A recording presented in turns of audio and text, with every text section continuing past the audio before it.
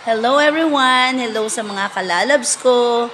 So good morning. So ngayon po ay nais ko lamang magbigay ng maiksing encouragement sa inyong lahat. At kayo ba ay nabibigatan? Sobrang bigat na ba ng dinadala ninyo at ang mga alalahanin ninyo?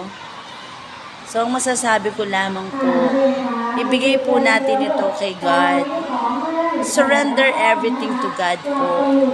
At yan naman din po ang sinasabi ng 1 Peter chapter 5 verse 7. Ang sabi po niya, cast all your anxieties in Him because He cares for you.